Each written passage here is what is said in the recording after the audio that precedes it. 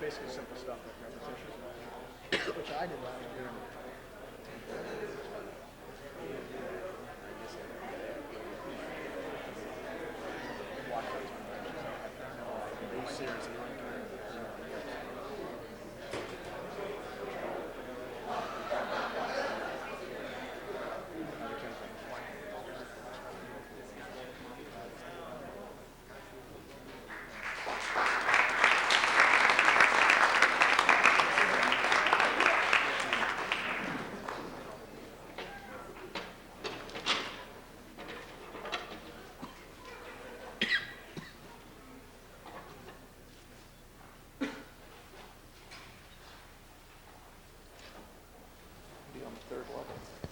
No, I don't think so tonight.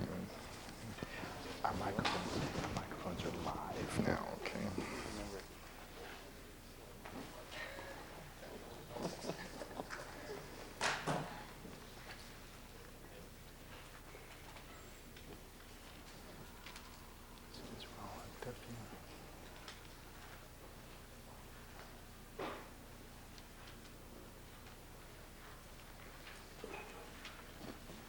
Well, ladies and gentlemen, welcome to the ARCO Forum of Public Affairs here at the Kennedy School of Government. I'm Phil Sharp, Director of the Institute of Politics, and we're very pleased tonight to have a very distinguished panel of citizens who have written about, commented on, and participated in our political process in very significant ways to talk about money in politics. And I'm going to briefly introduce them at the outset. They all deserve much more lengthy introductions, but if we spend the time on the introductions with this larger panel, we won't have much time for the substance. So I will, of necessity, keep it brief. But we're pleased to have with us tonight Jeff Birnbaum, who is a senior correspondent with Time Magazine and the Wall Street Journal. He's author of several books, including The Lobbyist and most recently Madhouse, about the presidency, I should say, which came out this spring. We also have Milton Gwurtzman, who is a constitutional litigation strategist. Indeed, right now he's working with a group of lawyers to examine ways in which the Buckley versus Vallejo, the key free speech decision, might be altered by the Supreme Court. He was an advisor on special issues to President Kennedy and has been engaged in the political process in many ways, and I might say a member of the Senior Advisory Board of the Institute of Politics. We also have Charles Lewis next to Milt. He's the executive director for the Center for Public Integrity, and he has a book called The Buying of the President, and it came out in 1996. We also welcome Thomas Mann. Tom is the director of the Governmental Studies program at the Brookings Institution, previously executive director of the American Political Science Association, and has many books to his name. He's head of the working group on campaign finance reform. We're very pleased also to have David Mason with us.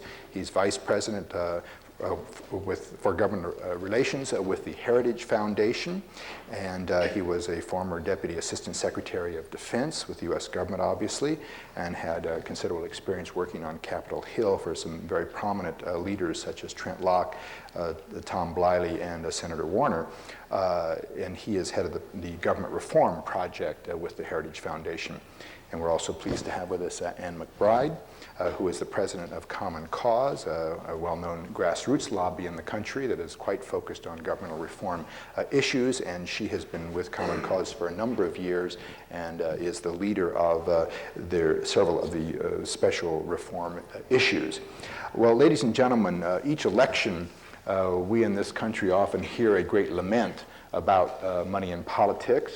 But it does seem to many of us that with this election cycle, that lament has intensified, and there seems to be a broader base of concern among citizens, among journalists, among politicians, as to what impacts money may be having on our system. Indeed, there are those that see it as a significant threat to the efficient and effective operation of our democracy. But not everyone agrees, obviously, on that. And tonight what we want to look at is some of the questions that we might focus on is 1996, or has it been different than the past? Have these problems intensified, or is this just sort of more of the same? Secondly, what is the nature of the problem? Because I think we'll discover that a lot of people have different views as to what is or are the problems of campaign finance reform. And then, of course, what are the possibilities for doing something about it? With that, let me recognize Jeff Birnbaum from Time. Good evening, everyone. I want to say what a great pleasure it is, an honor to be here, and I hope that we have some fun as well as a little insight this evening. We just have quick comments before we get into some real discussion. So I wanted to make 3 brief points. Well, actually, before I make those brief points, we've decided, actually Chuck Lewis and I decided beforehand that because we have a whole hour and a half that we're going to settle this problem tonight. And Tom Mann wondered what we'd do with the extra half hour at the end here, but so I assume it'll be all over. So I'll try to just sum it up quickly. First, I do believe that the campaign finance system is a problem, that it is clearly out of control, and this Indogate, the Indonesian connection, is simply the tip of the iceberg and just one part of a much larger problem, that we have unlimited giving despite a system that was designed to limit the amount of campaign contributions, even in presidential, or rather especially in the presidential campaign, which is supposed to be the successful model for public financing, which is a bit of an irony and a true measure of the problem itself. Part of the reason for this is the insatiable appetite for spending that politicians have, and probably for good reason, because those politicians that do have the most money and spend the most money generally win, even among those who spend the most against incumbents have a much higher chance of winning. And there are many problems associated with this. I don't need to go through all of them, but one that I would like to add into the system, into the conversation tonight, is that this insatiable appetite for money allows our politicians, or forces our politicians, to spend an awful lot of time speaking instead of to average citizens, to millionaires, begging them for contributions, and that sort of skews their view. Another part of the problem is the Federal Election Commission itself, which is a paper tiger, ill-equipped to handle any of the massive problems that the campaign finance system has. Second point is that there are some very notable solutions to these problems. Increased disclosure, the ending of so-called soft money, which is the most unlimited of the unlimited amounts of spending, stricter limits on what political parties in particular can take in, sort of hard money contributions. The difference between hard and soft money, by the way, is it's called soft money because it isn't hard to do. It may be too easy. And also making the Federal Election Commission less of a paper tiger and more of one with real teeth. The third point I'd like to make is that despite all of these interesting solutions and the possibility this year that there will actually be some form of campaign finance reform, it is very hard to imagine, really, that the problem will ever be solved. Public financing, which is probably the ultimate solution, is hard to imagine. There's another little problem, a little obstacle in the way of a lot of campaign finance reform. This obstacle is called the First Amendment to the Constitution and the freedom of speech, which we'll talk about at greater length, I'm sure. And I think that the whole campaign finance problem is actually part of a societal problem. It has to do with class and economic inequality, power and elitism, which goes well beyond a system of laws dealing with campaign finance. So even though Chuck and I decided that we will solve the problem tonight, I assume that we can be invited back some other time and solve it again another night. With that, let's turn to Milton Gwurtzman, who is dealing with the constitutional question. Hope springs eternal in this area. I think that campaign finance has been an issue before Congress 6 or 7 times in the last 20 years.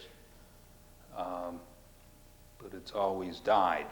And the only time it didn't die in Congress was when the Congress was absolutely certain that President Bush would veto any bill that they passed so that they could pass whatever they wanted, and they know it would die anyway.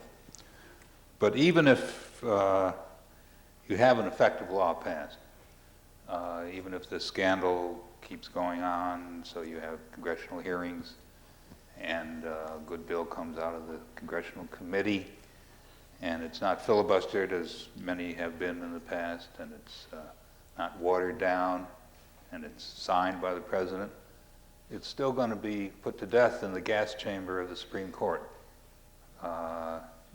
unless the Supreme Court can be persuaded to make a real change in its the way it views the First Amendment and what it calls its campaign finance jurisprudence.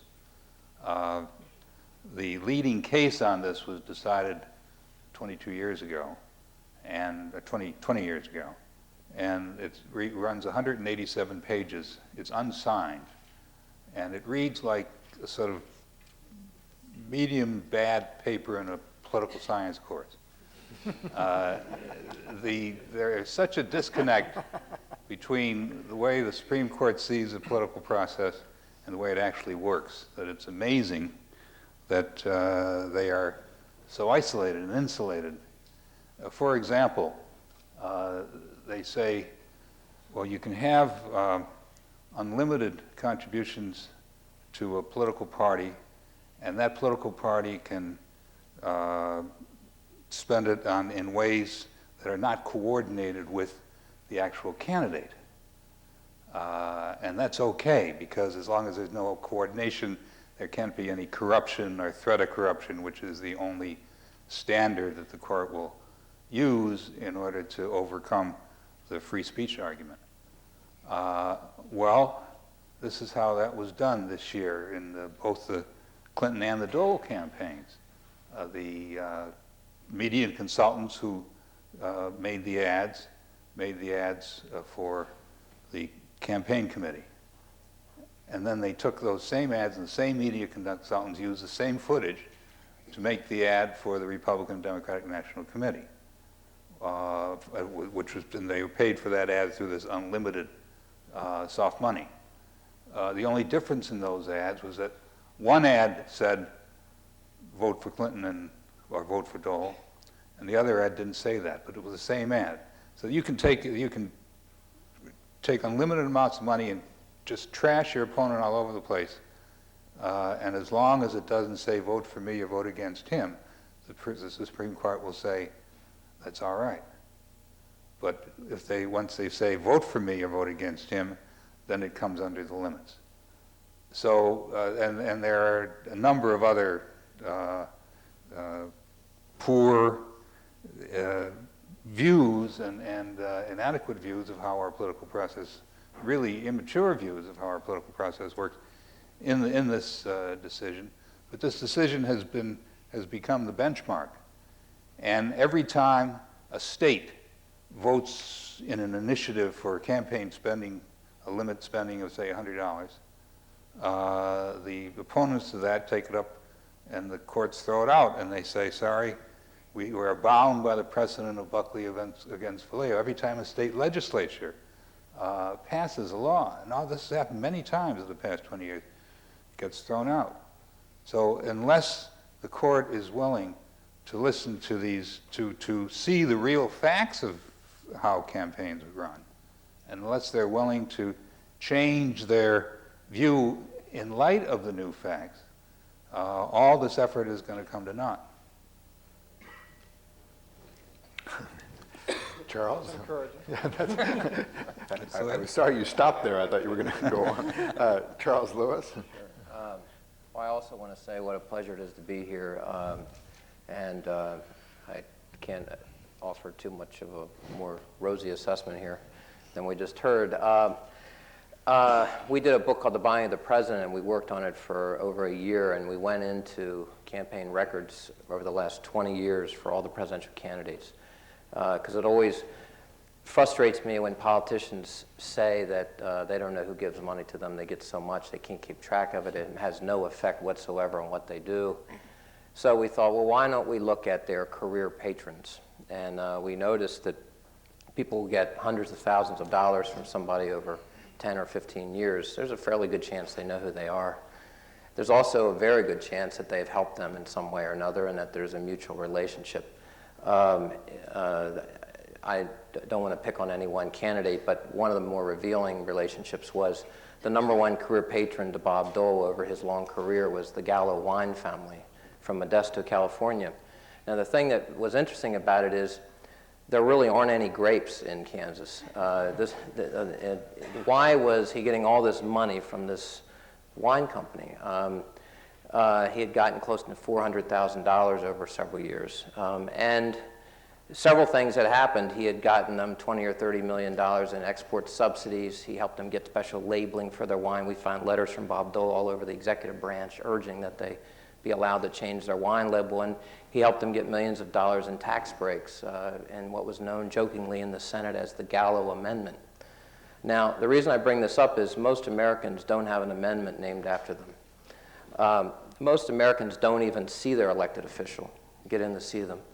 And to me, it highlighted the situation between politicians and patrons. The fact of the matter is, in this country, 96% of the American people don't give one dime to politicians. $200 checks and higher come from 1/3 of 1%. So you have a very, very narrow, exclusive group propping up the political system and paying for it. People don't give money for no reason. Why do we think in society where every time you go out to a store, you do anything in life, you give money, you get something back? In politics, this is a pristine exercise that is somehow precious and untouched by any kind of unsavory intention. It's ludicrous. But the other issue that drives me up the wall, honestly, there are good people that are not entering politics because of this. We found, this was the most expensive political campaign in U.S. history. And in the year before the election, the presidential candidates raised in excess of $110 million, an all-time record. 3 candidates raised in excess of $20 million. This is before any votes were cast in Iowa, New Hampshire, anywhere. Bill Clinton raised the most. In 7 months, he raised $26 million plus, which is more than $123,000 a day. You don't raise that kind of money from bake sales and backyard barbecues. You raise it from folks that want to influence policy and frequently do influence policy. At the very least, they're buying access to decisions that are being made that the average person doesn't have. We interviewed several people who wanted to run but didn't. Former Cabinet Secretary Bill Bennett, Dick Cheney, former Vice President Dan Quayle. We talked to Jack Kemp, who was ahead of the polls in the Republican nomination polling in '95, ahead of Dole, and he had $100,000 debt left over from the last presidential campaign he had been involved in '88. And he said, I'm 60 years old, I have 9 grandchildren, I like to ski, I love ideas, and I hate raising money, going around with a tin cup. He was told he would have to go to 200 fundraising events and be on the road 85% of the time in 1995 before the election even started. He said, I'm not doing it. He said, this campaign's too long, it's too expensive. Colin Powell chose not to run. One of the things he said was, fix the process, it's broken. And so you have people who have impressive backgrounds that do not have cast iron stomachs and are not willing to, you have to either dollar for dollars and be willing to raise millions, or you have to be a millionaire yourself. And that's who runs. A House seat, the average cost is approximately $500,000. The average Senate seat, and this is cheap for many states, is $4.5 million. And there are a lot of good people that don't want to do that. And so I think it's a crisis for our democracy. Some people will compare it to the advertising budget for antacid, but at least antacid solves indigestion. I actually think it's a non sequitur and has nothing to do with the reality. I think we have a real problem here, and so I'll stop there. Thank you, Charles. Thomas Mann. Well, money is not a new problem in American politics. It's been with us from the beginning. I think it might be helpful to think of this as a problem that's usually of a low-grade fever sort. But every once in a while, it goes to code blue. And in the face of that code blue, we have a crisis response. We pass a piece of legislation. The first one was about 100 years ago. And it satisfies us for a little while, but then people figure out how to game it. And before long, the fever's back, and then it builds to a crisis, and we act again. Many of us have been through battles. We have scars over campaign finance reform in the last couple of decades, dealing with what I would say are the continuing problems, the cost of campaigns discouraging able people from running for office, the incredible money chase that incumbents are forced to engage in, the inevitable conflicts of interest that arise when politicians raise money from people who have business pending before the Congress, and quite frankly, the inadequate information available to the public, both because challengers oftentimes don't have the resources to get their message out, but also because of the nature of campaigning and how it obscures oftentimes more than it reveals. Those are old problems, and we've been trying to wrestle with them. But in 1996, I would argue the situation is qualitatively different for three reasons. One, we saw an orgy of soft money raising that made a mockery of limits. There were so many individuals who, when they said to a politician, sorry, I'd love to give, but I've maxed out, that is, I hit the limit on individual contributions, were told, no problem. No problem, we can take care of that. That is to say, there are legal means of accepting unlimited amounts of money and legal means of extorting unlimited amounts of money from individuals and corporations. I'm thinking of forming a coalition of a movement of lobbyists for campaign finance reform because, quite frankly, they're tired of being shaken down in this fashion. It was not just the creative efforts to raise soft money, and John Wong has become the symbol of this, but that's just the tip of the iceberg, but it's the new ways in which the soft money were used. Second, the Supreme Court, as Milton said, defined a category of political communication that was not subject to campaign finance law.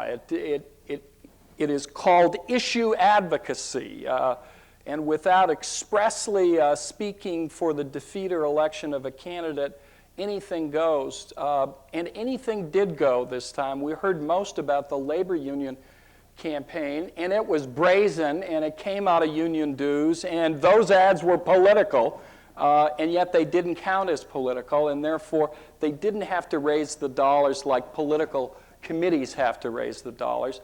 But corporations tried to catch up at the end, and their potential from treasuries dwarfs what labor did this time if this thing gets further out of hand. The third was a result of the Colorado decision by the Supreme Court that actually encourages political parties to operate independent of their candidates. Now think about that.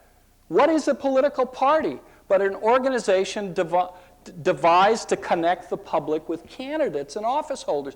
But now we encourage parties to to organize operations separate from their normal operations and spend unlimited funds to defeat their candidates' opponents. We saw tens of millions of dollars flood into the system in the last days of the campaign.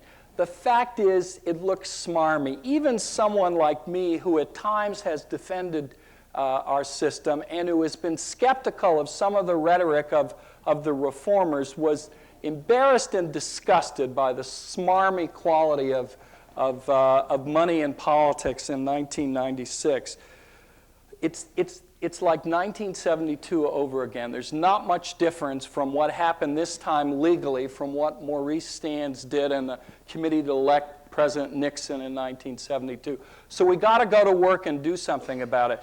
But if we insist on a constitutional amendment, or if we insist on complete deregulation, nothing's going to happen. And if we hold to our old formulas, jerry-rigged formulas for voluntary spending limits in return for some inducements of public funding that we can't budget for because we can't get approval for, so we figure some gimmick, then I'm afraid we're going to be disappointed once again. This is a chance not to solve the problem. We will never solve the problem of money in politics.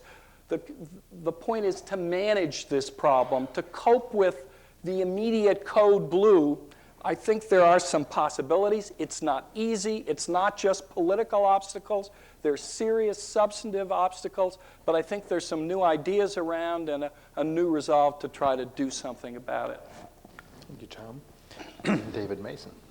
Thanks very much. I want to start out by agreeing with Tom that this is a problem that's been around a long time. It's not fundamentally going to go away.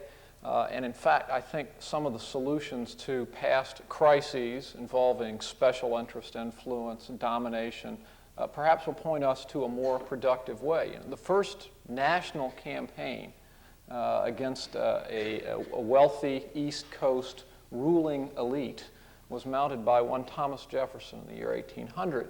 He managed to win the presidency and start a Virginia dynasty. And when that one kind of broke down, Andrew Jackson came out of the West and did the same thing again.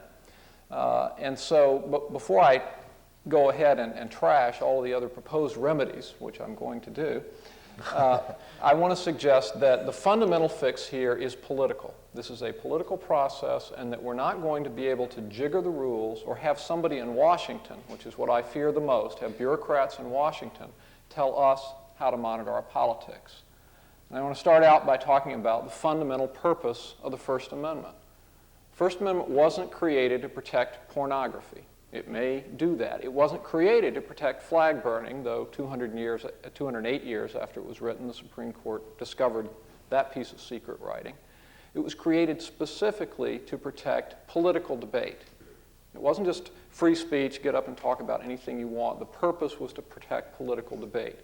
And so when we're talking about regulating political debate, and that includes spending money on television advertising, then we're talking about the fundamental purpose of the First Amendment. It's as important as you can get. And for instance, the reason that newspapers or the press was in the First Amendment was for the same reason. That was the place political debate was conducted. And so again, it wasn't just for the joy of reading the sports scores.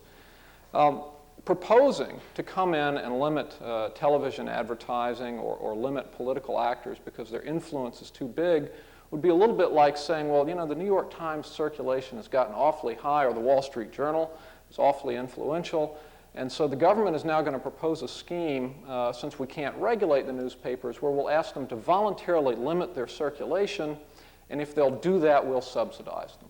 That, in essence, is the proposal that's been put out for campaign finance reform. That politicians are to voluntarily limit their spending, and if they do that, the government will subsidize them. I think it's a dangerous and a bad business.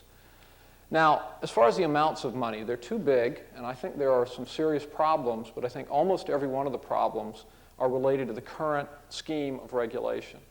And that is when you mix this idea of the First Amendment and the fundamental principle that Americans are going to be able to engage in political debate with an attempt to limit it in several specific places, the problem is just going to pop up somewhere else. It's like trying to fix a leaky garden hose.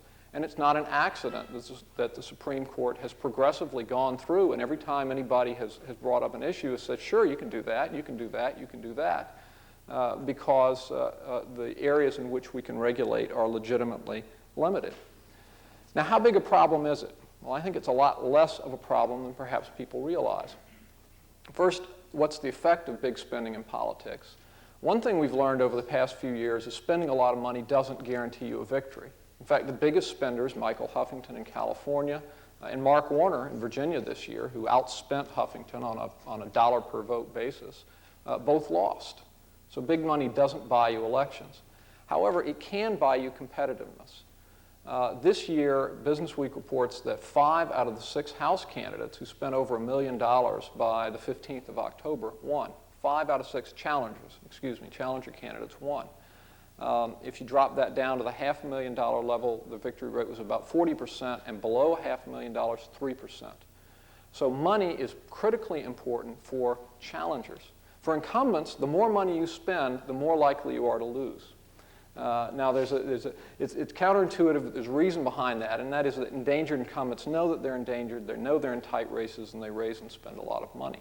But when you talk about limiting campaign expenditures, the people you hurt most are the people who are out, and so I think we ought to look askance on that. Lastly, I think we ought to take some measure and step back when we talk about scandals, because I think there's been too easy a reflex to simply paint everybody as being part of the problem. All of these politicians are bad, they're all in this, and to equate, for instance, soft money, which is a loophole, if you will, that the Supreme Court has carved out and said, yes, that's legal, which people may not like, but it's legal, with what John Wong did, which is apparently illegal.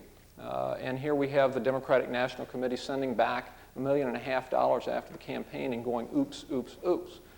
Now, when they're doing that, we ought to investigate. We ought to take a look. And we ought to separate the question of whether there were violations of existing campaign finance laws and whether we need to do anything about that from questions about whether we ought to reform the whole system. And I'm afraid right now they're getting mixed up in a kind of a toxic brew, and some people are cheering that on, hoping to get legislation that I think is ill-considered. I guess, lastly, I would get back again to this point about what do you do about it, and that is politics is a citizen business. And I'll give you an example from my friend and colleague at Heritage, Bill Bennett. He had some complaints about rap music, about the lyrics, about the way it was treated, so on like that, and one could get into a long argument about whether that was protected by the First Amendment. Bill Bennett didn't come to Congress and ask them to start censoring music. Instead, he went to the music companies, and he embarrassed them, and several of them backed off. And Walmart took up the crusade and said, hey, we're not going to sell that stuff, and so they lost a big market. And he was successful in changing the way the record companies were behaving. Not as much as he wanted to, but he used the power of public embarrassment and persuasion to get his job done. I think those people who are concerned about special interest influence in politics have the same obligation. And that is, don't go to Congress and ask for the easy way out and say, we want the federal government to come down and say how much this person can spend and how much that person can't spend, but rather go and make your case to the public. And if candidates have too cozy a relationship with Gallo Wine or anybody else, make that an issue and take it to the people. Thank you, David. Ann McBride. Thank you. Alphabetically last here. That's Yes. McBride Not doesn't the seem like fact it ought that to come alphabetically. I was just thinking when Tom was talking about the last time that there was this code blue and where the issue had reached the boiling point, and of course that was 20 years ago during Watergate, and I was reminded of there was a wave of reform that went from Congress and across the states, really the greatest reform across the country since the Progressive era, and it even got to Louisiana, where I'm from. And there was this one state senator, a good friend of mine, Dick Guidry, an old boy from South Louisiana, good old Cajun boy, and he was outraged. He could not believe reform had come to Louisiana. And he went to the floor of the Senate and he said, good government, I'm up to my ass in good government. Anatomy was never a real strong subject on his. people have been saying for a long time that we needed a scandal to get campaign finance reform, and I believe we have a scandal, and that scandal was the 1996 election. It really is, I believe, without question, the most corrupting election since Watergate. When all is said and done, the amount of money that will have come in, and this is not state and local elections, but just into congressional and presidential elections, will top $2 billion. One of the major problems that we've talked about here tonight, and it's one we really need to look in the eye, and that is the question of soft money, these huge unregulated contributions. During the last campaign, the presidential campaigns, the parties raised $207 million in soft money. And interestingly, it was almost equally divided between the Democrats and Republicans. These are $100,000 contributions, $500 million contributions from corporations, from labor unions, from the wealthiest people in America. And what you have is, the tobacco interests giving huge amounts of monies to the Republicans, and suddenly nicotine is not addicting. You see money going in huge amounts, and you know that money is not being given for good government. It is being given to buy access and influence, and the impact is not simply an election impact, but a public policy impact. There has been great storm raised this week, and I think quite correctly, about the Riotti letter, that all this money was given, and then policy issues were raised at the White House from people who gave money. This is outrageous, but this is not breaking news. I mean, this has been going on and goes on in Democratic White Houses, Republican White Houses, and in the Congress. And this is serious business, because what you are saying is, on one hand, you're giving large campaign contributions. On the other, you're coming back and talking about the public's business. I think let me just give one example, because I think it shows that this money is not about expressing a particular political view. 100 groups gave more than $50,000 to the Democrats and to the Republicans.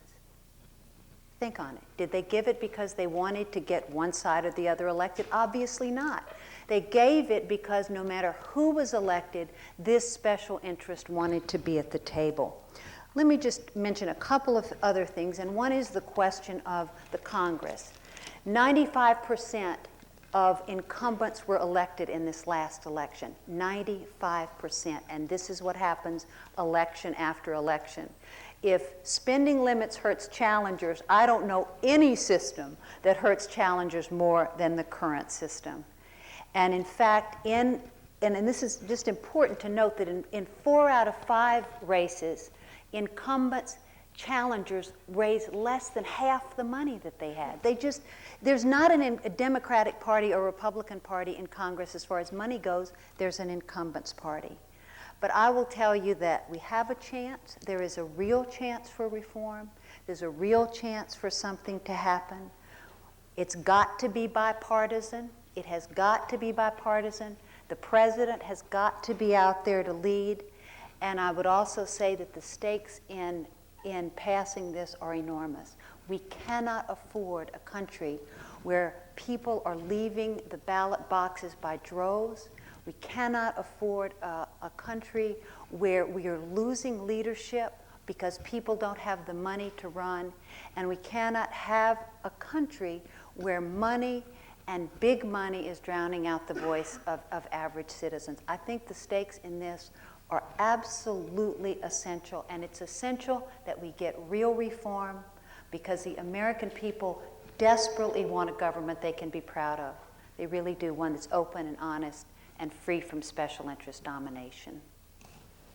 Well, let's turn for a moment. We've heard a number of different perspectives on the problem, a few touches on solutions or what not to do. I'm wondering if I might ask some of you to comment, to pick out one or two things, or maybe the package, without, unfortunately, given our time constraints. We want to get our audience in this in a moment.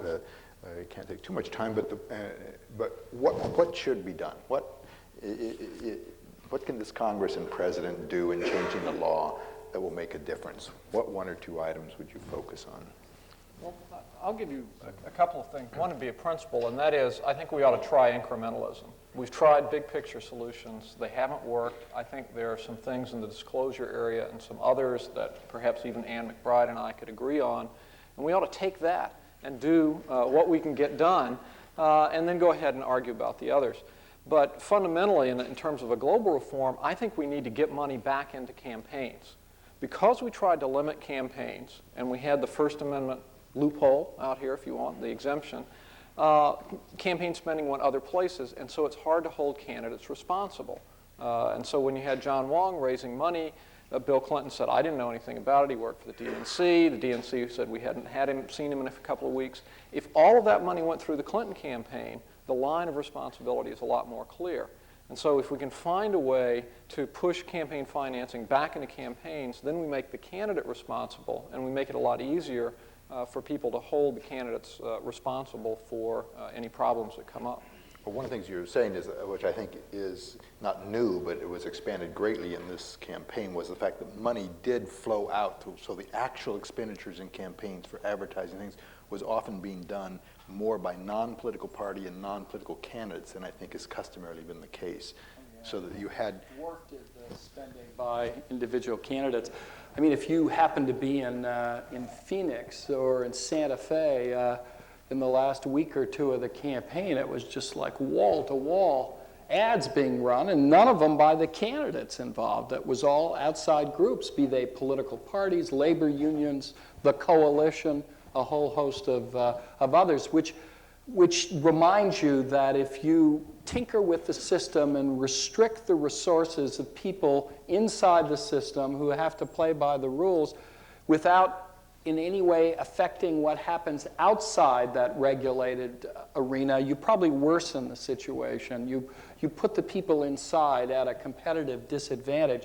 So the great challenge is to figure out how, with the interpretation of the court of the First Amendment as it applies to political communication, how can you, within those constraints, fashion some changes that would bring everyone into the system? You don't want to squelch political communication. You want to bring people in. And so for your ideas for reform, Phil, I'd throw three out. I mean, one, I'd simply remove any ability of the national parties to have non-federal accounts. That is to say, one pot of money, one set of rules for raising the money and spending the money, and simply eliminate the possibility of soft money. Now, unless you're prepared to federalize the party system, there's still going to be opportunities for state parties to do such things, but you can prevent the federal parties from funneling money there, from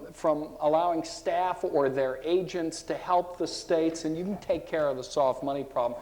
Second thing is, I think there's a little wiggle room on the issue advocacy. I think the court needs to be given an opportunity to clean up its act, not to reverse itself, but to realize that their intentions have been undermined in practice. And therefore, I think you could craft some language that says when a political ad uses the name or likeness of a candidate in near proximity to an election, then that's a political ad and falls under the regulated system. I'd like to throw that one back to the court. Doing those two things would help you deal with the parts that really exploded this time in '96. But then you want to add to it by creating a broadcast bank, to figure out a way to create some free political communications for candidates for office, to reduce some of the pressure to raise money, not by setting spending limits, which you can't administer and enforce, but by creating a floor of political communications. It's a complicated issue, but I think there's some ways of getting at it. I would just say I think that those are some good points, trying to use free TV and reduced cost TV to get resources to challengers, as to end the soft money system. I mean, I don't think there is anyone or few people who would argue that you need to end the soft money system. You also have to deal with the question of political action committees. You have to deal with these new issues that have arisen. And I believe that there is a way to do it. There was not a record before of these abuses of issue ads, which are a scam, which are phonies. And we also think that you can legislatively craft a solution that could withstand a court test. And we are looking very carefully and working with some of the best constitutional minds around to try and figure this out. I would also add enforcement to the list. You have to have strong enforcement or nothing is going to work. The Federal Election Commission, FEC, could be known as the Failure to Enforce Commission, because it's simply one of the reasons there was a whole sense of lawlessness in this last election was we'll break the law, we'll violate it, and because we know that it won't be, 2 or 3 years from now, we may get a slap on the wrist. And I think one of the things that has been misstated in this election is that a lot of the things that people were saying were loopholes were in fact violations of the existing law, which there never were held to account because of a lack of enforcement. I think that we had a pretty good law. The law we passed in 1974 was very good. It limited expenditures, it limited contributions, and it had public financing. The thing about public financing, and Congress was not unwilling to handle public financing then. The thing about public financing is people don't want to finance the governments they see now. But if they thought they had a government elected in a clean way, they wouldn't mind financing it in order to get that. I think that's the key difference. But I think that we could take the 1974 law, the parts, the expenditure parts that were declared unconstitutional, repass it with the amounts raised to take account for inflation, and send it back to the court in the hope that they would do with that what they did at other times in our history when they saw that the factual situation had differed from the way it was when they passed their original, when they gave their original decisions. For example, most obvious one is Brown versus Board of Education on segregation of schools. It took 84 years, but they overruled the case of Plessy against Ferguson, which had said that the state can have segregated schools, and that was not unconstitutional. Another time they did it was in the New Deal cases when they overruled their long-standing doctrine of liberty of contract, which says that a person who works for Ford Motor Company is an equal contractor with the Ford Motor Company, and therefore they work out their own deal, and the government cannot interfere with the freedom of the worker to try to get a better deal out of Ford. And that eliminated union organizing and minimum wages and decent working conditions and things like that. They saw that might have been okay for the 1890s, but it wasn't okay for the 1930s during the Depression. And the final one, although there are many others, was the reapportionment cases. When the court stepped in, state legislatures would not reapportion themselves. They would reapportion themselves right out of jobs because many of them came from very small districts population-wise. But they stepped in and they said every vote should be equal, one man, one vote. Now they would say one person, one vote. And they actually stepped in and redrew district legislative lines. So the Supreme Court has in the past, on major occasions, when they have been presented what's called the Brandeis briefs, briefs that are full of facts and findings and legislative purpose. You'd have to have not the kind of investigation that just goes into foreign contributions, but the sort of investigation, a wide-ranging investigation that goes into all the abuses that you all know have taken place long before John Huang's name was even known. And on the basis of those findings, send the law back that they passed 22 years ago, and it is possible. I mean, I would appeal to Justice Breyer. Justice Breyer grew up in this community. He was a teacher here. He reads the newspapers we read. He sees the things we see. He worked in the Senate. He knows how the system works. And I would appeal to someone like that who's a fair-minded justice to just think about what his decisions have done to the way the politics are conducted in this country. If he thinks on that and he reads all the studies that these people's groups put out. And they're very accurate and very fine, and then reads the briefs that will be submitted to him with all these facts on behalf of a piece of legislation that the Congress has already passed before. You might get a different result. May I say that bringing those, if we had those laws in effect, you wouldn't have these problems you have now. You wouldn't have soft money. You wouldn't have, because you wouldn't have had to have the 79 amendments. But what you would have is an amount, for example, in Massachusetts, the limit would be $2 million for a Senate race. That's compared with the $6 million apiece that Weld and Kerry said they were going to spend, and everybody said, "Oh, wonderful, aren't you being restrained?" But you didn't have to have $6 million worth of ads. The nation didn't have to have hundreds of million dollars worth. They had took a poll right after the election, and people said that all the ads they had seen between the convention and the election hadn't made any difference in how they were going to vote. They'd already made up their mind. So all of this money and all of the influence was bought for nothing. So that's my suggestion of how to handle it. Well, let's open it up to our audience and give them an opportunity to ask questions. And if you'll please come to one of our two microphones and briefly identify yourself. And if you have a specific person on the panel you want to direct you to, that's fine. But otherwise, we'll try to get 2 or 3 comments. We won't. If everybody comments on every question, we'll never get past one question. Elena. Hi, I'm Elena Goldstein, and I'm actually a student of Professor Sharp's. I'm taking a course on to be a politician. And one of the, we're doing a comparison between the UK and the United States. And in the UK, they are not allowed to spend money in the media to get people elected. I mean, that's completely illegal. And I was interested in Mr. Mason's comment about debate, and about that's what the First Amendment was all about. Now, I don't believe there was television around when the First Amendment was drafted, if I've got it right. What kind of debate do you think we get in this country with where the money goes and where it's spent on all these ads? What type of debate really happens? And isn't that really more of what this problem is all about that, I'm sorry, the woman from Common Cause was talking about? Right. Yeah. Okay, thanks.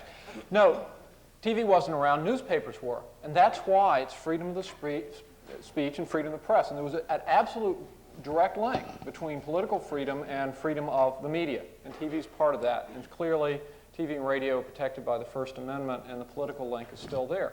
Britain and the United States are very different. We revolted against that Constitution, and one of the reasons we did was because we resented the controls that the king put on our political organizing. Now, you know, and you might want to mount an argument, okay, we should change the Constitution, and fine. I'd rather engage in that sort of a debate than engage in this kind of debate about, well, you know, maybe Steve Breyer and the personalities on the court and so on are switch. I'd rather engage that right on and talk about that. Now, on the question of what kind of debate, campaign ads work. You can run campaign ads and take polls before and after, and they change voters' minds. People may not admit it, but they do. And public interest, public awareness, and voting participation tends to go up as spending goes up. Not in every case and in every election, but if you compare across elections, generally, the more ads that are out there, the more people know about candidates in response to polls and their positions. And so I think you are buying something. Would I rather have it another way? Yes, but the cost, in terms of the First Amendment of limiting, is too much for me. Well, I think it's a basic issue here that we're sort of talking around, and that's the question, is money speech? And, you know, one of the questions is, when you look at that, is if money is speech, then there is very unequal speech in this country, and the people who have the money have far more speech than others. And I think this is a basic question, and this is a question that if Milton is successful in relitigating Buckley, that one has to have the court look at. The court has said, and I don't want people to leave here with the notion that the court has said that you cannot regulate anything. In fact, the court has made quite clear that you can regulate contributions, you can limit contributions, that you can end the soft money system consistent with the Buckley decision. Sure. Because what it says is any contribution, anything that is corrupting or creates the appearance of corruption, you can regulate. I think Milton would now say that the spending would fall under some under that definition, perhaps. But there is a lot that you can do consistent with the Constitution, and we think it should be done. My name is Barbara Hanson Langford, and I'm a student at the Kennedy School. And Ms. McBride brought up the issue of trying to limit PAC contributions. And Common Cause came out in support of the PAC ban in the form of McCain-Feingold this summer. And my concern is that not all PACs are operating under the same level of corruption, and not all PACs are operating equally. My concern is with non-connected PACs, PACs which don't lobby, which tend to mobilize a large base of grassroots support and have a lower level of contribution per member, and I don't think should be treated on the same level of a Gallo or an ADM or an organization like the National Rifle Association. PACs like Emily's List and Wish List that form for the sole purpose of trying to increase the representation of a group that has been underrepresented historically. I can think of no other organization that contributes to good government, which is supposedly the goal of campaign finance reform. So my question is to the panel, people who are in support of an all-out ban on PAC contributions, if they would support an exemption for non-connected PACs or PACs that do not lobby, that have this institutional capacity to try and increase representation of historically underrepresented groups. Let me just say, first of all, that the issue that Emily's List differs with is the question of bundling, which is what Emily's List does, is take a group of contributions, bundle them, and give them to a candidate.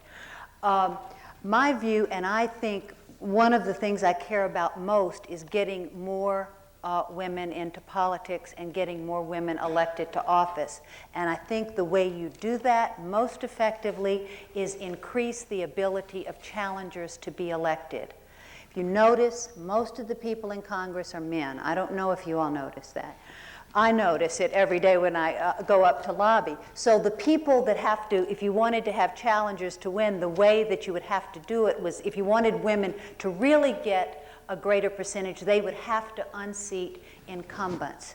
The notion of creating this exemption, if you create this exemption, we think that everyone will just reform to be a non-connected PAC that doesn't lobby. In fact, Emily's List does lobby and has been lobbying very hard against the campaign finance bill, and Ellen Malcolm, an old friend who heads it, is up there all the time. And I think what you would then have would be a non-connected PAC of auto executives who don't lobby, who are going to bundle huge amounts of money and get them presented. I frankly think Emily's List is, I think their goals are great. I think they're dead wrong on this. And I think just in the way that labor goes out and starts doing these things and considers themselves, you know, in some quarters the good guys, it's wrong because it's wrong. And I just think that the best way that we could get our goals of getting more women in office is get a fair system for challengers. Part of the good news from everything awful that happened in 1996 is it puts our old criticisms in perspective. PACs are a good case in point. I would argue PACs are a non-problem in campaign finance, and I think the whole idea of banning PACs is an idea whose time has passed. It's a wonderful way of allowing people to organize.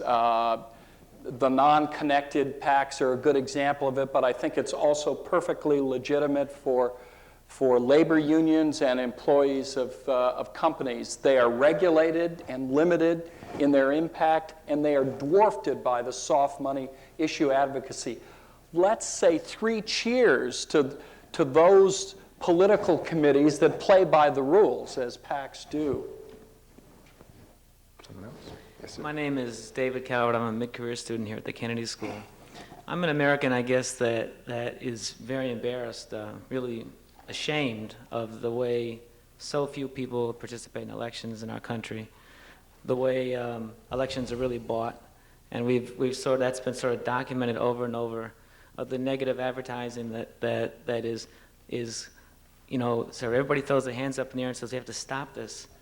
And then to sort of hear in a forum that, well, we should think about a gradualist approach is really disconcerting. And Mr. Mason, I'm wondering if you're representing, in this sense, sort of the view of the Republican Party on this issue. And I know the Heritage Foundation has frequently been so.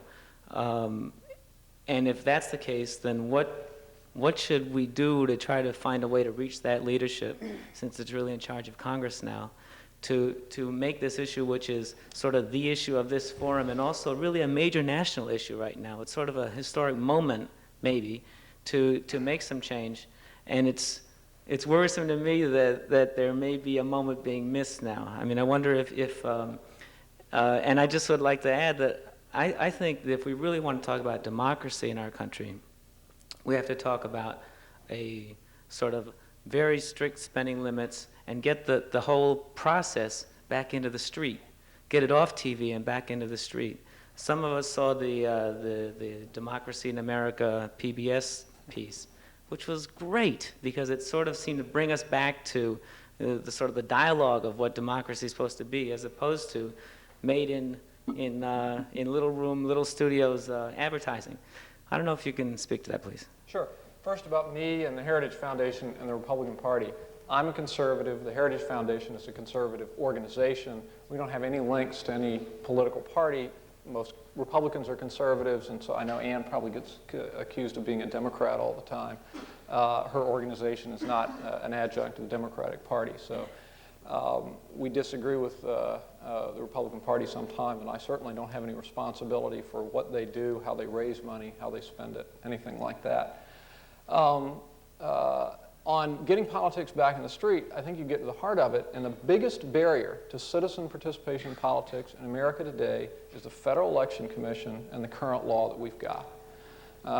Senator Buckley, who was the named plaintiff in the Buckley v. Vallejo decision, describes running for the Senate in New York in 1970 before all these limits. He says, I would go into little towns in upstate New York and discover Buckley for Senate headquarters in places I didn't even know about, run and organized by people I didn't know who were excited about my candidacy and decided on their own to go out and do that. Today, that is illegal. It is against the law. If you go out and try to raise and organize and you spend more than $250, you've broken the law. And that's why citizens can't get involved in politics. And when political parties and campaigns look at using volunteers, one of the big concerns is if we have volunteers, volunteer fundraisers like Bob Dole did, they're going to break the law. They're going to get into trouble because they don't understand. And so the biggest barrier we've got to the kind of activity you're talking about is the fact that we have the federal government coming in and imposing penalties on people for really pretty low-level activity. Let's try. I tell you, we're not going to have time to get our other questioners in. It's a very important question, but anybody else want to comment quickly? I mean, frankly, it's sad, but we now govern by permanent campaign. Our campaigns, for the most part, are electronic. The rest of the world is following us rather than vice versa. The cat's out of the bag. It's not going to. We can't go back. So the question is, how do we harness these new technologies to serve our broader purposes of public deliberation? That's why the free TV movement is so important. It was important at the presidential level and had way too modest success, but it's important at the congressional level. We've got to use the communication devices that ordinary citizens use every day and figure out a way to talk to them about the problems that confront the country. There's no turning away. Reg McKean, Harvard Institute for Learning and Retirement. I'd like some more conversation, some more talk about McCain-Feingold, because the impression I get from the media is that that is the leading proposal in this area. I think it'd be useful to have one member of the panel briefly explain the other aspects of McCain-Feingold, other than we've already talked about PACs. And then I'd like to hear from members of, well, if I'm right that this is the leading proposal in this area, I think it would be helpful to have comments about it, about McCain-Feingold, from other members of the panel. Thank you. Well, hasn't said much this evening. I mean, I'm not sure I know all of the points of it, and I will be corrected instantly if I'm wrong.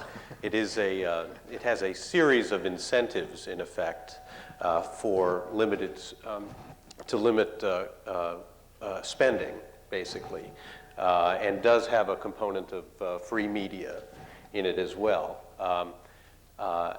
Now, it is the leading proposal at the moment because there aren't others yet, but they're being developed.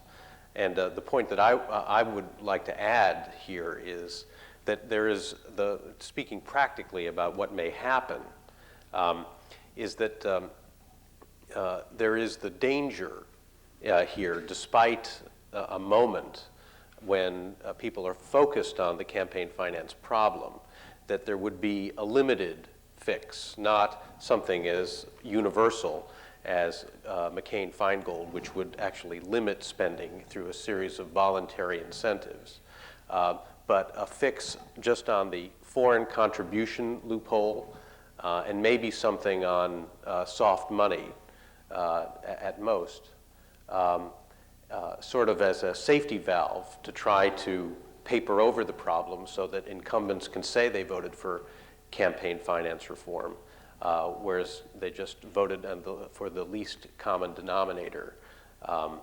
It is a problem of the system that though we start with something large like the McCain-Feingold, it's often whittled down and declared campaign finance reform by whoever votes at the end in order in the hopes of saving his or her seat. But others may want to comment on that. Other quick comments on? My organization is a research organization. We don't endorse legislation, and you'll hear perhaps from one that has endorsed this particular bill. But this latest question ties to the previous question. There have been 55 bills introduced in 1996. All of them died. You had the famous handshake up here between Gingrich and Clinton in New Hampshire in June of 1995. The reason you have such a disconnect in this country is throughout the 90s, 80 to 90% of the American people wanted reform. They wanted politics cleaned up. And for the entire decade, politicians have completely ignored them. There is a historic moment right now. And part of the problem is, honestly, and why we're here tonight, there is actually not yet entirely a consensus on how to resolve these things. McCain-Feingold in 96 was, I would say, from what I noticed in Washington, it seemed to be the one that Clinton and Perot supported. There were scores of, or at least dozens of supporters on both sides of the aisle. It has its imperfections. It's a compromise measure. And I agree with what Jeff just said. But I guess what I get frustrated about is the idea that politicians would let this moment pass and ignore what the country thinks about this whole thing, and the cynicism that is creeping up higher and higher each year, to me, is an extraordinary idea, and seems to be acceptable. And I have to say, my group is a nonpartisan group. Both parties bear a lot of responsibility, but I have to say there's going to be a game in Washington of obstructionism and games being played between the two parties, both of them wanting to seem as though they're for reform or at least not against reform. The bottom line is the Republican Party, the Contract with America did not mention campaign finance reform. And immediately after the election, despite the comments of Robert Dole in the last week or two of the election where he supported reform and he had certain ideas about reform, certain Republican leaders backed off completely or very largely from reform. And I think the Republican Party, this is a party that almost changed its name in 1974 because of Watergate, because their name was so besmirched with scandal.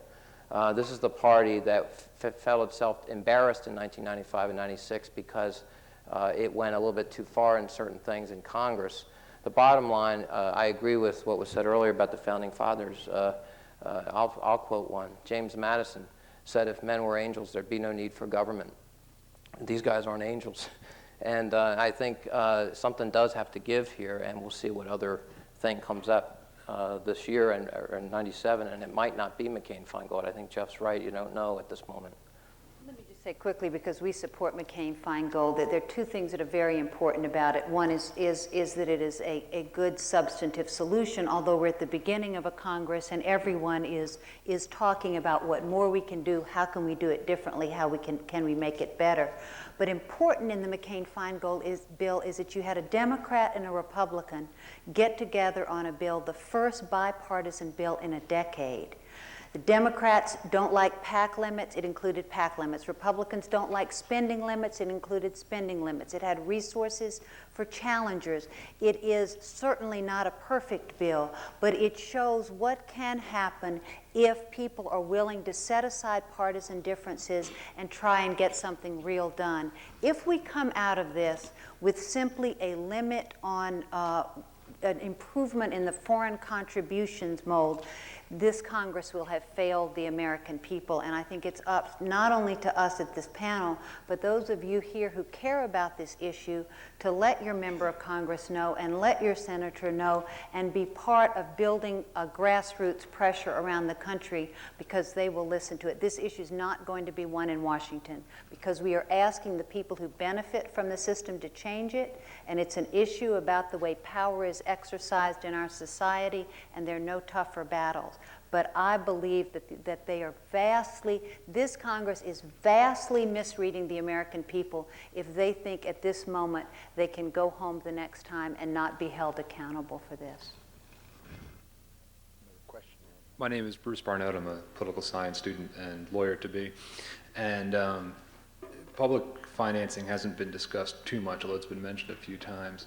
I have a specific question about it, and that is whether there are voluntary spending limits or mandatory spending limits if there's a constitutional change or at least an interpretational change. I recognize that a problem will be establishing the criteria, the threshold for which a candidate would qualify for public financing, especially difficult at the primary level. And I was wondering if there are any thoughts or ideas out there in the literature or in the conversations about how to deal with that problem.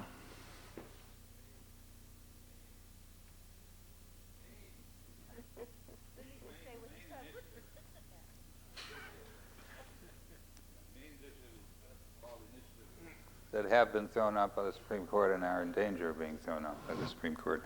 It's by far the best one. But again, it doesn't go. You talk about public financing. The one thing that we didn't get in the 74 bill, which I helped Common Cause get out, was public financing of congressional elections. All these liberal Democrats who have been leading the charge on Watergate, and you'd say, well, how about public financing of your own elections? And they look at you and they'd smile sweetly, and they would say, well, then that would bring all sorts of people in my primaries to campaign against me. So that's where you had to come up with a threshold, and you never got there because no one has, that's the one element that's been out of the bills ever since that time. I'm sorry, I'm unfamiliar with the Maine initiative. The Maine initiative is an initiative that passed which offers what is called the clean campaign option, that if you agree to basically you have to raise a threshold amount of very small contributions and signatures. If you agree to get full public financing, you agree to limit your spending to a certain amount and to accept no other private money in your campaign. So they call it the 100% public financing solution, but it is a voluntary, it's not mandatory, it is a voluntary system. And I would just say that Common Cause has, as Milton correctly points out, has long supported public financing. We continue to support it. It simply is not on the table politically as an option in this Congress. But we believe, as McCain-Feingold does, that you can say limit spending and in return you get benefits like free television time that would serve as a public benefit, although it would not be taxpayer money. Well, you've targeted one of the big problems with public financing, and that is how do we balance the system in such a way that a serious candidate can get money, but David Duke or Al Sharpton or somebody who we might disagree with can't. And frankly, I don't think you're ever going to solve that problem. And one of the biggest scandals in campaign finance today is the institutionalized dishonesty that the federal government is perpetrating in the form of the presidential campaign financing system. Only 13% of taxpayers exercise the checkoff, which is as close to a national referendum as you're going to get. 87% of the people say no. But because that system doesn't increase your tax liability or reduce your refund, It comes out of general revenues. And so the federal government is taking my money, your money, everybody else's money, and giving it away to politicians. It's welfare for politicians. That's all public financing is. And the federal government's doing it now and trying to mislead us about it. It's not just welfare for politicians. It's a way for politicians to be able to run without having to sell themselves to interest groups. But it's free money for politicians. You're in politics. It's the classic definition of an entitlement program. An entitlement program, which is welfare typically, is if you meet these standards, if your income is a certain level, your family size, and so on like that, you're going to get money from the government. So we're now going to set up a system that says if you can get X number of signatures and raise Y amount of money, you're going to get money from the government. And I can tell you what's going to happen if you do that.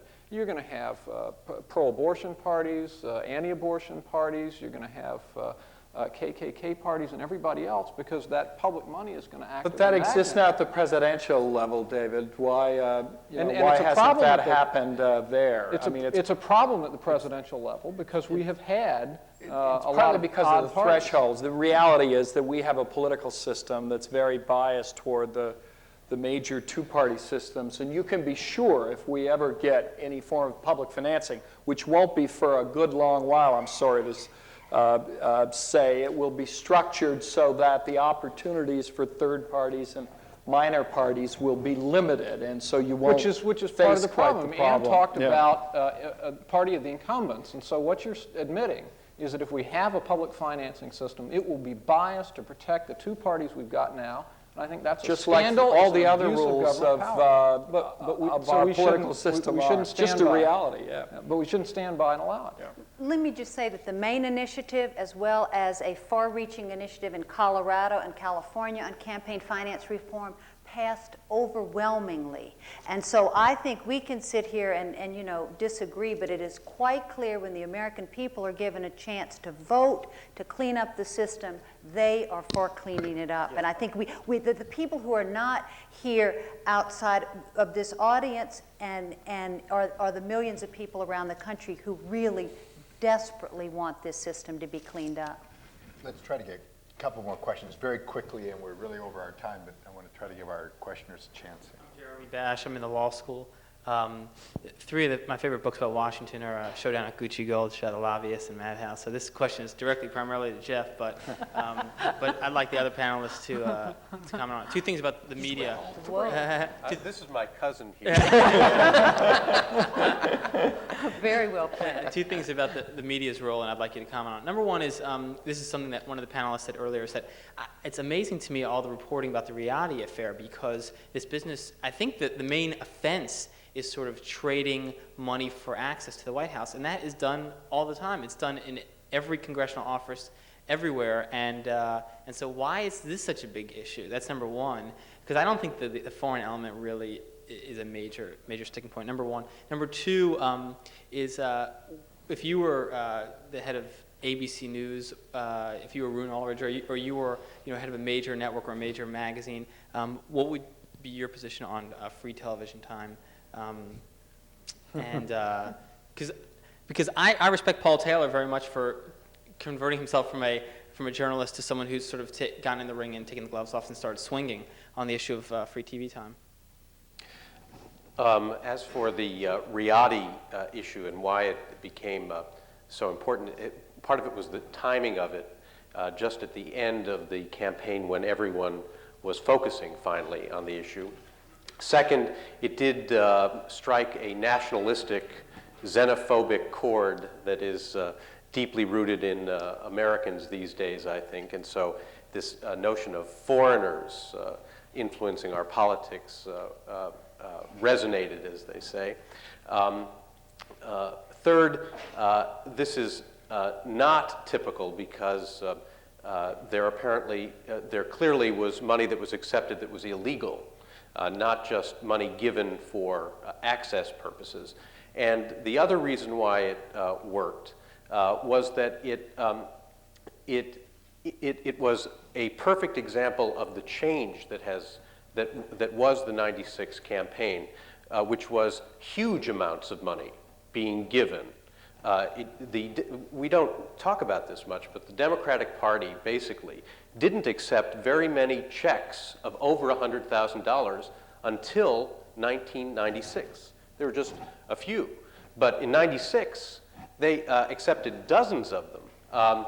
And in fact, started collecting money at about 3 times the rate that they used to, in part to, and would say illegally, others would say using a loophole, advertise on behalf of President Clinton, getting around the public finance system. And it was a perfect window into, using one story, perfect window into everything that was wrong with the campaign finance system, and it fed us that way. And if I were Roone Arledge, I wouldn't like free TV time. But I think that he would be prone to accept it because there is such a problem with the campaign system here. The problem, though, with even if Roone Arledge accepts the McCain-Feingold substitute for public financing, which is free media rather than taxpayer money as an incentive to keep spending and fundraising down, what was also new about '96 was that an entire new level of funding has arrived that actually blows away almost all of the fixes that we're thinking about. To make it in layman's English, these independent expenditures, these issue advocacy, these things that, as Milt pointed out, don't actually use the name of the candidates. If the courts are very clear, basically, that you can spend as much as you want, that is interest groups and parties, that all but advocate a candidate. And no matter what Congress does with PACs or soft money or all of these things, there's an entire new wave, a tsunami of money that's going to be coming that can't be touched in this independent expenditure problem. And so even if Roone Arledge says yes, and even if the Riadis and problems like that are shut down, campaign finance is a rolling problem. I think campaign money finds its own level, and each year it seems to get higher.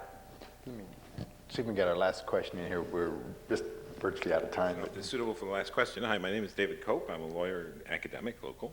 It seems to me you want to regulate the market for persuasion, and you've been talking a lot about regulating the supply side of that market. It doesn't look like you want to talk about very much about the people who are being persuaded by the spending of money. It might well be that if elections are sold, the sellers ought to be looked at, that is to say, the voters. It won't do to cut back on spending in elections if equal spending results in a situation where everyone spends the same, but a candidate is elected because they are female or because they look good in the equally funded TV time that is available to them. Does anyone have a suggestion for improving the quality of the receptors such that spending will not have as much of an effect as it apparently does now? How to improve us as voters? It seems to be the question. I don't know if somebody wants to take that one on. Well, it's a little disappointing when 40% of the American people don't know who the vice president is. I think that it's a little worrisome. I think that there's a serious, I hate to use old-fashioned words like citizenship, but I do think that there is a need for people to actually get involved and read and think. At the Center for Public Integrity, we have a website, and we actually had questions for the presidential candidates that no one ever asked, that we thought they ought to ask. And when public gatherings occur and there's actually this impression for fleeting moments that the candidates want to talk to the people and take a few questions, we actually thought they should be asked. And my point is, I think one of the things that could happen in this country that would be really impressive would be if people knew more about who was doing what and knew more about legislation. This information is out there. It's absolutely obtainable relatively easily now, especially with the internet. And I understand why the disengagement has occurred. There's no question. I do understand it, but I think people have got to fight against it. And I know that's not always pleasant. It's not always fun to read. But I think that's a significant issue of engagement that has got to occur. And I don't know how we excite people about the process, but I think fixing the thing probably is a good step forward, and maybe people want to know more. So they're somehow related, I think. I don't think it does much good to sort of chastise citizens or non-vote. We can do it if it makes us feel good, and I too am disappointed by the level of and quality of civic education. But the simple reality is most Americans place politics pretty low on their list of priorities. They're too busy taking care of their families and work situations, and therefore elections end up being blunt instruments for democratic accountability, in which people have fragments of information that they bring to bear. Oh, we wish it were more like a town meeting. But, you know, V.L. Key argued years ago, voters are not fools. They use some shortcuts, little handy ways of figuring out. And as lousy as the process was, and I would argue it was pretty lousy in 1996, those uninformed voters managed to produce a collective outcome that pretty much fits what their desire is in terms of controlling the branches of government. So at the end of the day, I don't think we should be as forlorn and discouraged about our democracy. It's not the end of our democracy. We've survived 200 years. We'll never eliminate special interest or the role of money, but we can make some constructive changes where we see the system getting so out of hand that it makes us feel badly about how it's operating. There's some plausible steps we can take.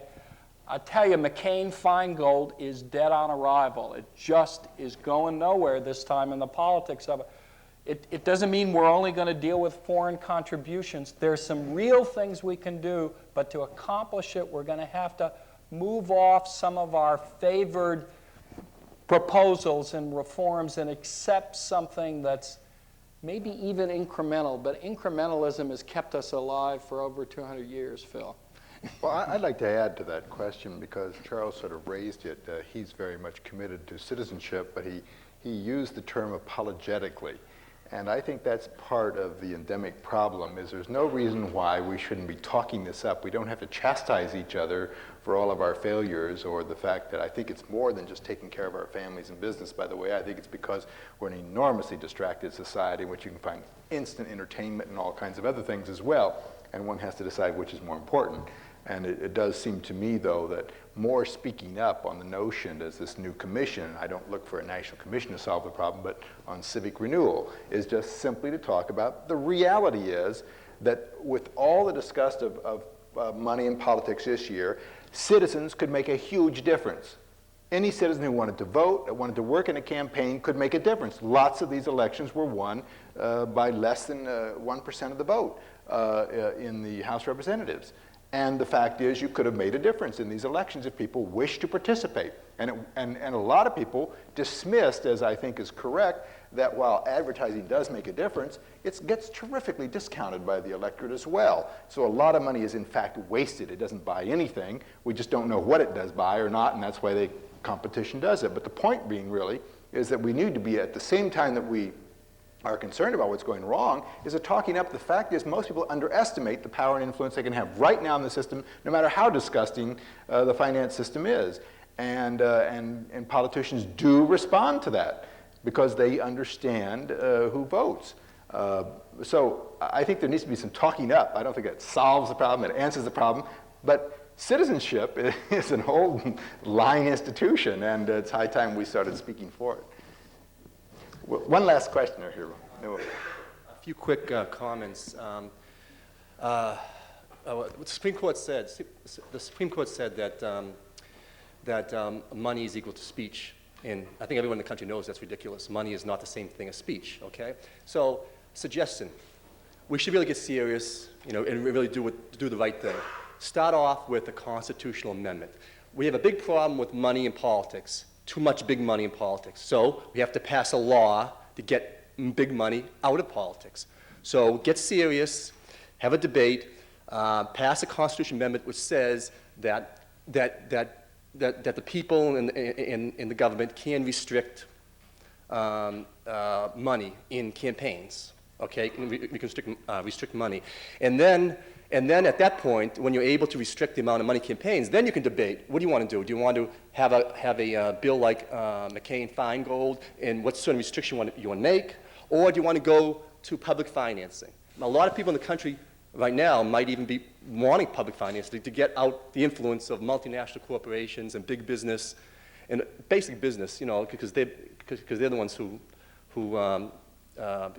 contribute most of the campaign money. I mean, yes, the Labor campaign contributes somewhat, but Labor is a small amount compared to what business contributes. So, like I said, is that I feel that it's time now, 1997 coming up, get serious.